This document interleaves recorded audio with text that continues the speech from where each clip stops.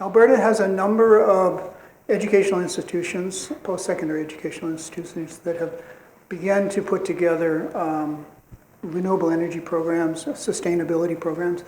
But really there are two that are the main institutions working on it, which is NATE and Lakeland College. And they by far have the depth and the breadth and the experience that doesn't exist in a lot of the other institutions. And the two kingpins for that really are Jim Sandercock and Melvin Matheson. And for the past 5 years, I've seen these guys put together a program literally from scratch. That's been quite impressive to see. They've put together curriculum for it. They've got all the equipment together for the labs and pulled together all the necessary elements of a very good program. And I really encourage you to visit these institutions because they've got some wonderful research they're doing. They've got labs, they've got great equipment, and some very talented instructors as well. So, anyway, the only other thing I want to say about these two gentlemen is that they really embody a level of commitment and caring that I find to be rare among educational people. They really believe in what they're doing, and they embody a tremendous variety of skills in pulling off these programs. So, on that note, Dr. Jim Sandercock was born in Peace River. He's an Albertan, and pretty much got his education around biology and microbiology. He has a doctorate in microbiology. His project, I think, involved biodegradable plastics, looking at all of that. And he describes himself as a recovering microbiologist. He got involved with NATE 9 years ago, teaching various programs. And then he was chosen to launch this renewable energy, they call it alternative energy technology program. So Jim also has 4 kids, and I don't know how he balances it all, but he seems to do it. So Mel Matheson is also born in Alberta, from Vermilion. And Mel really got his start in the education world in terms of agriculture. He actually has a little experience in history in the farming community, and then got his master's degree at the University of Alberta in Land and Water Resources. He's been at Lakeland College for 26 years, and he heads up their present program in alternative energy. So I would like you to help me to welcome these two gentlemen tonight. So thank you for coming. Okay, good evening, everyone. Thank you for coming. It's really great to see a big crowd out here. We do have quite a bit of information on the slides. My understanding is they'll be available on the website later. So I'm not going to dwell on every point or every word we kind of want to go through, but I added a little bit more information. I think Jim might have done the same, just so that you could reference it later if you wanted to in more detail. This first comments, I was fortunate enough a couple of years ago to sit on a national panel looking at the human resource requirements in the electricity sector. And this was just meant to give some idea where people thought the industry might be going before recent announcements that we've had in Western Canada. So looking at that, there was kind of a range of projections that there could be anywhere, between 42,000 and 99,000 positions. It's not just solar, this was all of renewable energy aspects. And they expected the largest part of that to come from wind, with solar having a large increment, but it wasn't really defined. Let's go to the next one. Oh, you got her. Okay, so this slide actually shows numbers a little bit higher than the previous slide. This included hydro. The previous numbers didn't. So you can see there was quite a range of potential nationally. From the bottom parts where it says utility, basically what was committed by utility companies. The National Energy Board had done some work And then there was quite an extensive review of companies all across Canada and where their vision might end up, left side megawatts. And well, that's basically all this is the amount of power that they were expecting to produce. And the next one talks about actually jobs and how that would have potentially filtered out. I think what we'll see tonight is that this is really underestimating the potential by a long shot. So, So I guess one way of looking at it is, a question for you to ask is, what was it like on the transition between lighting from whale oil to petroleum oil? There was a massive industrial revolution that happened around that time. And I am one of the people who would say that we're probably at the very front end of the next industrial revolution as it pertains to energy. We've been seeing massive changes happening around the world, and Canada is in the top 20 for renewable energy deployment, mainly because of this province, Ontario.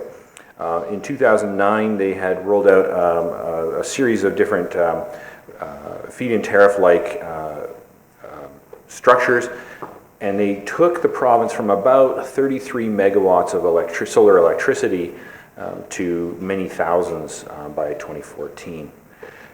One of the important things to look at here is that this transition happened in 6 years. They were looking to and achieve a greenhouse gas reduction below 1990 levels of 15%. They managed to eliminate all of the coal that they were using, admittedly a little bit less than us. And they moved solar from 33 megawatts to 1,700 megawatts, so 1.7 gigawatts of solar. Approximately 10% of this under the microfit process, which puts solar on people's homes and small businesses. That's that little green bar down at the bottom, so it's kind of a little lonely. Most of that was actually done on large scale. The other thing that happened was wind got brought online as well, more than solar, about 2.8 gigawatts. Recently, the Premier Wynne, announced just leading up to COP21 that they would have a new target now of 37% reductions by below 1990 levels by 2030. So whatever they've already done around renewables, they're basically saying they're going to continue along the same trajectory that they've been moving along in the past. If we look at Alberta, we just had a recent announcement, and of course I ripped this out of that announcement. In Alberta, our total capacity, generation capacity, is about 16 gigawatts, 16,000 megawatts. The majority of that, 55% of that, is powered by coal. Natural gas is a close second, and we've got about 5%, maybe 6% renewables on our grid right now. The objective is pretty substantial when you consider that we right now are sitting at about 8 megawatts of solar in Alberta. We've been increasing 100% per year for the last 2 years. But the new targets are that we'll hit about 30% renewables by 2030, which means we're aiming for going from 8 megawatts of solar, probably something close to 3,400 megawatts. 3,400 megawatts of renewables, 975 megawatts of solar. So we've been growing quickly. This is like the growth we've experienced lately on steroids. We are probably looking at about 6% solar by 2030 on our grid. It's hard to know exact numbers, however, because there's also, as the MLA announced, there's going to be some really good energy efficiency announcements as well, and that is going to affect how much capacity we actually need, and that's a bit of an unknowable. Not to be outdone, Saskatchewan also made an announcement. Right now they're at 25% renewables. 20% of their energy is from hydro in particular, and a lot of coal. Their target for 2030 is to not eliminate all their coal. However, they're looking for 50% renewables, roughly 1,200, maybe 1,300 megawatts of renewables. The fraction of how much of that will be solar or wind or more hydro is unknown, but they do have a procurement call for 60 megawatts by the end of 2016. So from this perspective, we can see that there's a lot of things that are coming together and changing in the Canadian climate. We have seen already, for example, even before these announcements in 2012, the number of clean energy jobs had already outstripped the oil sands jobs. I don't think that you'll hear anybody in the current offices in on Alberta nor in the federal government saying that we want to get rid of oil sands. They're a backbone of the way we make money in Canada. However, there's this opportunity to create a second rail of energy, and it can be very significant in the renewable space. A lot has now changed since 2012. We can look to the United States. In some ways, it's like looking into a crystal ball. If we want to know what's going to happen in Canada or in Alberta in 5 years, we pretty well could look at many of the states in the U.S. Really exciting things there. Since 2010 to 2014, the number of U.S. solar jobs has gone from 93,000 to 174,000. They've already outstripped those little red stars there, Those are the number of coal jobs to scale. So they've already outstripped the number of coal jobs, including coal transportation on trains and the people who are generators of electricity on coal in the United States. So we know that there's a lot coming forward. Cumulatively, provincial targets right now are for 9 gigawatts, 9,000 non-hydro megawatts of non-hydro electricity generation. That works out to about 600 megawatts per year. If anybody you talk to says there's no way that's possible, we can't possibly achieve these goals, keep in mind in the United States, in Q1 of this year, they put in 1,300 megawatts of solar. And so we're achieving, perhaps targeting maybe 1/8 the growth rate, maybe less, of what's going on in the United States. We're going to try to achieve some stuff in Alberta over 15 years that was done in Ontario in 6. So our deployment rate is about 1/5 of what happened in Ontario. And we've got some advantages that the renewables have come down in price a lot, and we're actually going to get a much better deal on that than in Ontario. The other interesting thing is that when you look at most of the rollout plans for Canada and Canadian provinces, for the most part, the lead is mostly deployment of wind assets with some deployment of solar assets. In a very mature market, I would argue that's what the United States is like. In 2014, they, however, had changed that where 74% of the new electricity deployment was solar and wind was still a big fraction. But it had almost inverted. And so it'll be very interesting to see what happens over the next 15 years in Alberta, Saskatchewan, and Ontario to see where maybe initially it'll be primarily wind and then it'll come into more of a balanced situation in 15 years.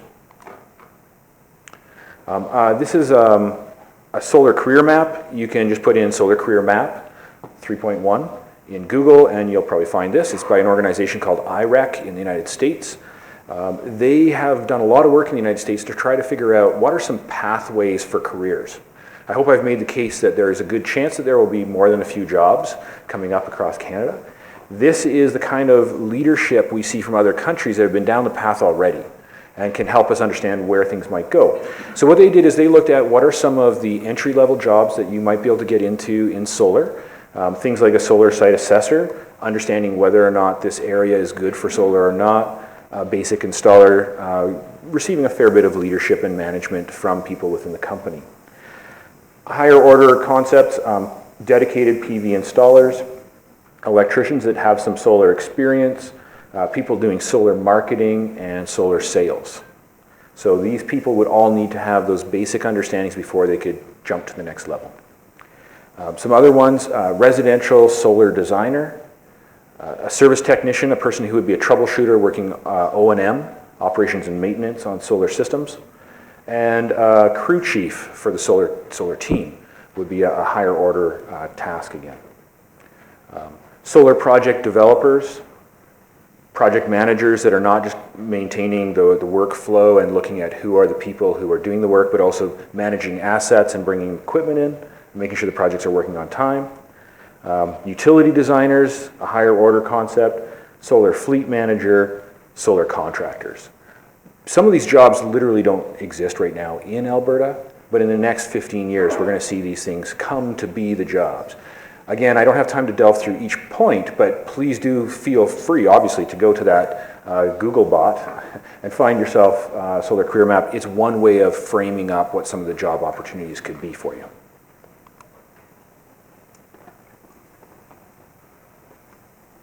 Okay, just I'd like to talk to you a little bit about some of the credentials that are out there in the industry right now. The first one is the NAB Step Certified PV Installation Professional, I guess the Gold Star kind of accreditation. So to get to this level, I mean, you need the training education hours. You have to have a decision-making role in multiple installations. You have to have an approved safety course, and you have to pass a comprehensive exam. And I mean, you can go into the NAB Step websites and get all the specific details. I couldn't find a number of people in Canada right now that are qualified. I did see one reference that 2 years ago there were between 20 and 30. So it's a pretty exclusive club, I guess, so to speak, right now. I don't think that's increased huge amounts. My colleague Rob Barron at Lakeland did go through this. He has a master's degree in engineering, and I believe his word was the exam is nasty. So it takes some work, and I think a lot of that is related that it is North American, so you have to know more than the Canadian Electrical Code, and that brings in part of the challenge, I guess, for it.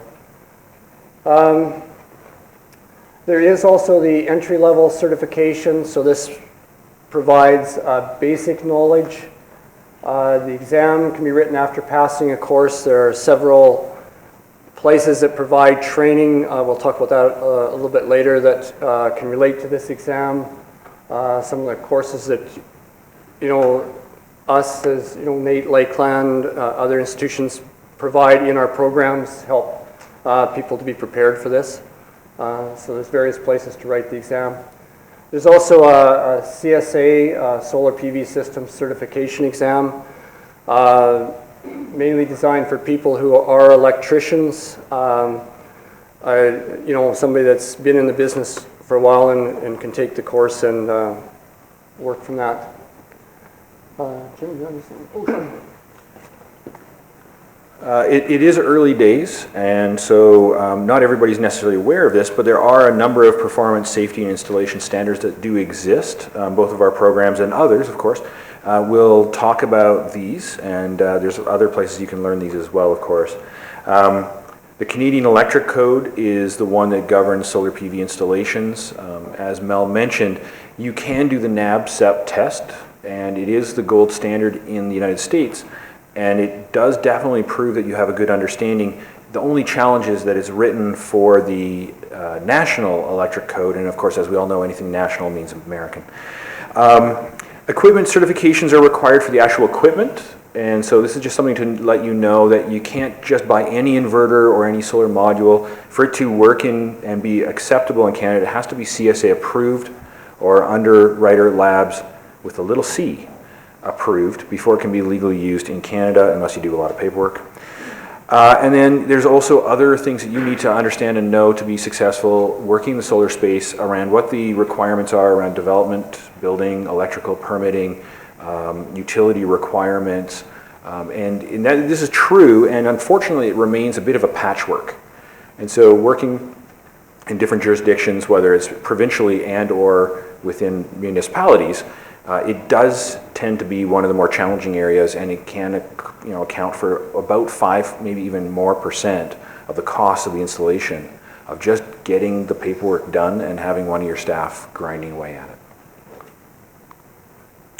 So before we talk about some of the jobs that we've seen our students end up with, I think some of the important things to talk about are some of the characteristics that we've found to be invaluable, and both of our groups have industry advisory panels where we have people actually sit with us on an annual basis and help us understand what they're looking for in their staff, and we're hoping to educate people towards those. One of them is the concept of resilience. It is a cutting-edge industry. There are no easy answers in this industry. In fact, we have a hard time even finding textbooks that are timely enough to keep up with the things that are happening. A person in this industry needs to be a problem solver, able to bounce back from challenges and mistakes and not go down the dark hole. Another one is that we need people in this industry who are intrinsically motivated. And so what I mean by that is that some people are in this industry because it's making a difference in the world. From their perspective, this is their biggest way or opportunity to make a real difference environmentally or socially. Some people are coming into it very much with the mindset of, I'm building a legacy in my career. So not the McJob kind of opportunity. People need to be technically minded. An attention to detail doesn't hurt at all, but somebody who's willing to have hands-on experience, even when you're designing things, you really have to have those spatial and technical mindedness aspects to your character. The ability to connect with people is critical. Often a technologist from our program would be the point person between engineers, the owner of the company, supply chain, the customer, etc. Tradespeople and engineers and people in municipalities looking to complete permitting. So being able to connect with people and understanding their motivations is really important. I don't even know where to put this. Maybe this should have been number one. I don't even know. Lifelong learner. This stuff is changing, and it's changing fast, and it's very exciting. And if you love to learn more stuff, this is the field for you. We've seen all sorts of new products coming online. We've seen the cost curves of 20 and 30% cost reductions occurring year after year in this field, but they don't happen if you're not, you can't capture those opportunities if you aren't a lifelong learner. Somebody who's entrepreneurial, whether you're starting your business or not, if you're working for somebody else, there's thin margins. And it's important that you understand how an enterprise works so that you make sure you're actually bringing the best to the company. Being a good communicator goes back to speaking about informing and connecting with people. It's important to be an advocate for the industry. It can be tough to think, I'm working with thin margins, I'm working really hard, 50, 60-hour work weeks, but I'm going to take that time out to go and tell some high school students or the general public or lobby my MLA or talk to my council members or volunteer with CISA to make sure that the good information and the accurate information is actually being made and given to the people in your voting district, as it were. And then lastly, it's really not a quick career. It's not just a job, and it's not going to be something just for now to tide you over till the oil boom happens. It's got to be ethical. And the companies, we've seen it before in other industries, the companies and the individuals who are looking to make a lot of money rather than really bringing some of these other aspects forward are the ones that tend to not work out so well. And so these are just the observations we've had as an industry and as a post-secondary for some time. I just want to comment on some of the career paths that we're seeing some of the students come into. At Lakeland, I mean, there's people that are interested in things like technical sales, installation. We also have people that are only interested in taking a couple of courses. Our program is online, and you don't have to actually enroll in the whole program. So we have, bank managers that are taking a couple of courses because they're thinking about financing renewable projects. People that are working for counties and municipalities that are in the permitting side of things, showing some interest, and personal projects. So here's just an example of 3 graduates that I thought kind of showed that spectrum. Clara, come from a family farm, took the certificate 1-year program because they want to do renewables on their farm, and you can see the installation on their barn in the background. Robert down here in the bottom, he works for Dagger Energy. He's based out of Ontario, but basically a North American sales manager. And Angela was working on her PhD in photonics and looking at solar panel type research, and decided to take the program just to learn more about the application. I gotta admire somebody that can just slip in a certificate program in the middle of their PhD, but some people are that talented.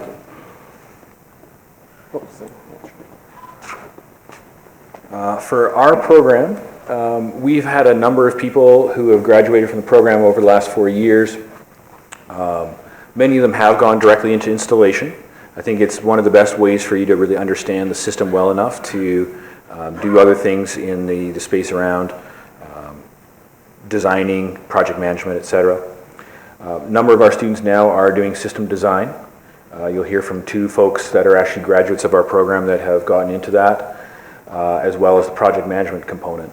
About 12% of our grads actually go on to start their own company, and so we have a very strong entrepreneurial bent, and we'll see a little bit later that both of our programs do have business courses. Some of them have gone on to do business development, work in the bioenergy space, and or do research.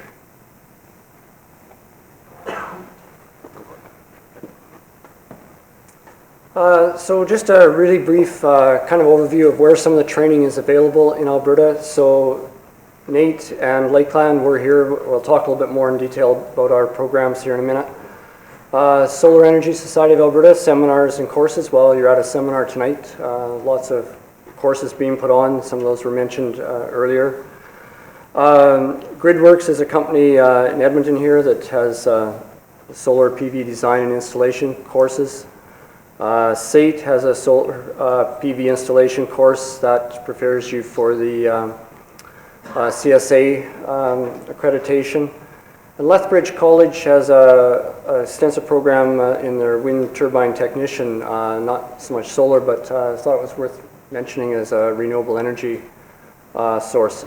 I may have missed some, just trying to give you an example that there are several locations where you can look for training in Alberta. Outside of Alberta, again, this is not an exhaustive list, but just looking on like the CanSIA website, there's several colleges in Ontario that are offering programs. They're mostly at the technologist, like an engineering technologist type of program, at least the ones I reviewed. You also have some private institutions there. Solar Academy International, Canadian Solar Institute have courses. There's some courses offered in BC at Northern Lights, and there's certainly lots of training out of the US. Just listed three here: Solar Energy International in Midwest and Solar Living Center. And we had a couple of electricians from Lakeland actually go down and do one of the US courses. They took the course, did the installs, came back. So there's lots of them available. So this is the point in the program where each of us now get to plug our institution and how wonderful we are. So this is a little embarrassing, but play with my hair while I do it. So in terms of the students within our program at NATE, just to talk about that a little bit, the vast majority of our students are actually retooling their careers. We have an average age of about 26 to 28. So if you feel like, gosh, going back to school, I don't know how to really fit in, the vast majority, like I said, while we do have people coming out of high school, and we've got nothing against people coming out of high school, and if you're right in high school, I encourage you to come. It doesn't look like anybody. But we have a huge number of people who are very successful coming out of our program that are coming to us with a trades background, whether that's the journeyman or the master's level, people with degrees and parts of degrees, and again, people coming right out of high school. That's the majority of the people that are in our program. It's a 2-year diploma. While we're here talking about solar, for the most part, our programs both are actually quite broad. And the reason is that historically we've not wanted to pick winners, and we've retained a certain degree of agnosticism about which technologies are going to be most useful to the final customer. And so we're training people, and we realize some are going to go strictly into solar. But what we'd really like to do is put people in a position where they have enough understanding of systems that they can offer the final client the best solution for their particular circumstance. So we teach on solar and geo-exchange, geothermal, wind, energy storage, and that's going to be really exciting soon. We've seen cost declines of 70% a year there, so there can be some great things happening within the decade there. Microhydro, fuel cell and cogen, biofuel and bioenergy.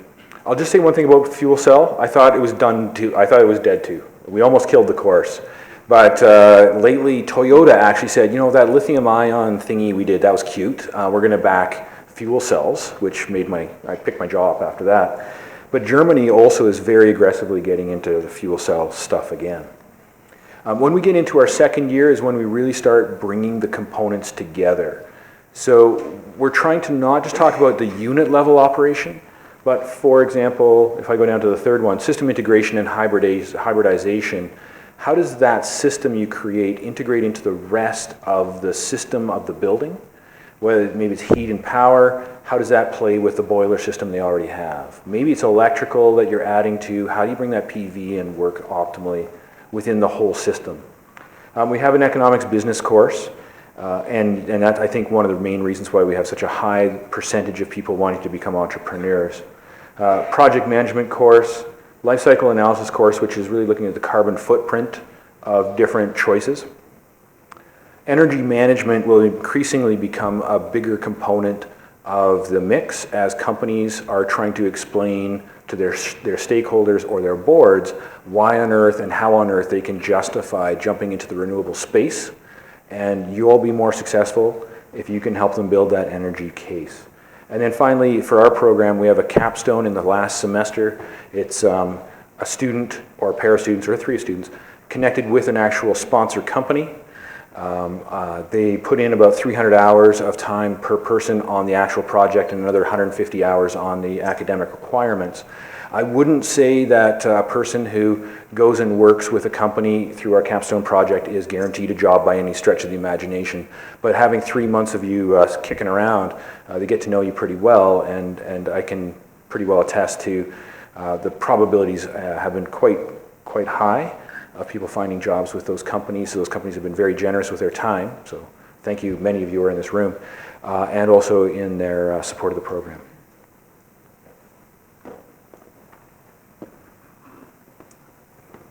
So you'll notice that there's a lot of curriculum similarities actually between NAIT and Lakeland's programs. The difference is that we're running an online program and NAIT is running an in-classroom program. So, but other than that, there is definitely some similarities.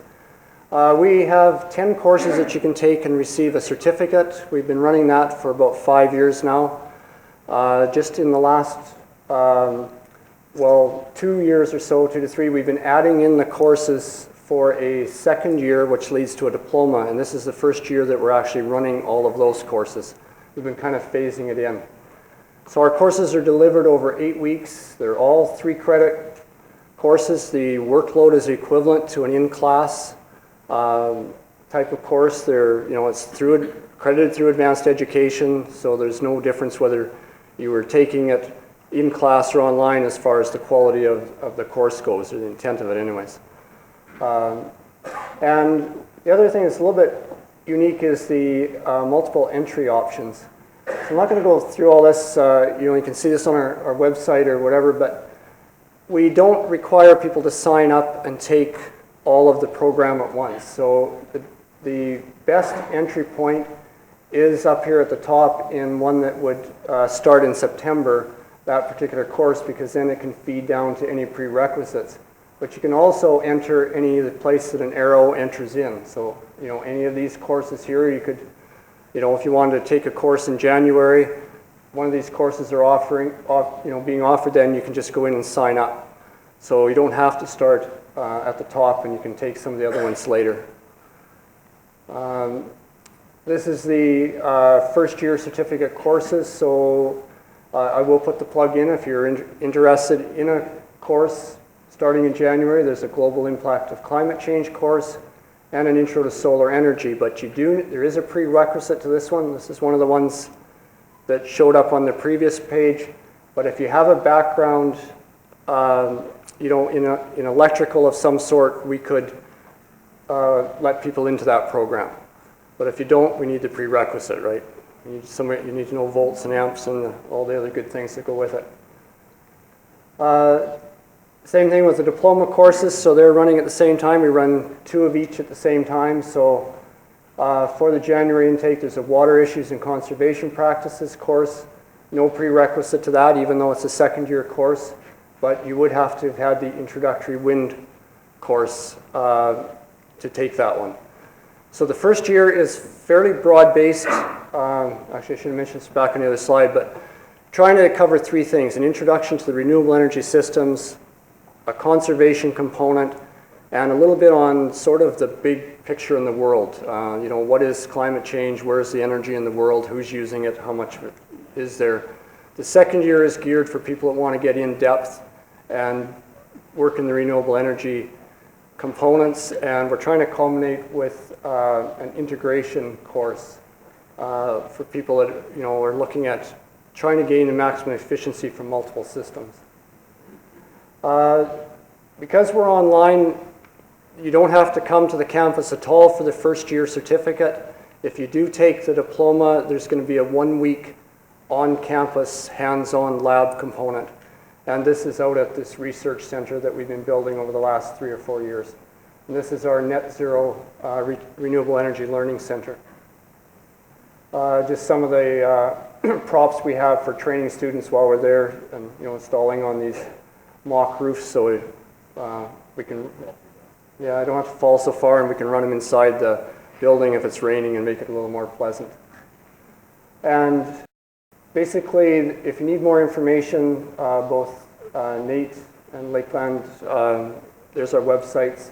That's just a picture of some of the solar panels out at that research center. So thank you very much for having us here this evening.